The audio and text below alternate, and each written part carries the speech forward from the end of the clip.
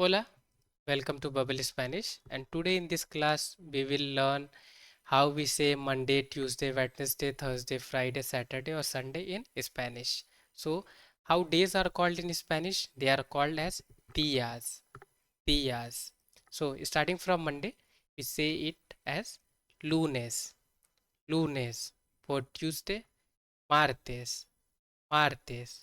For Wednesday, miércoles.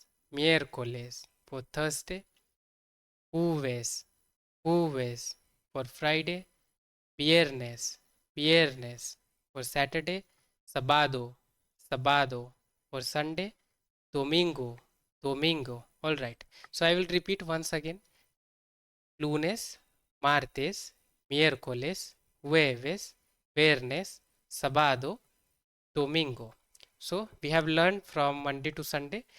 Just try to remember them and you can note down in your notepad so that you can revise it later, or you can watch this video couples of time or on weekly basis so that you can memorize them easily. So thank you so much. That means gracias. If you like the video, please give a thumb and don't forget to subscribe the channel for learning such new lessons. Thank you so much. Have a great day ahead and keep learning.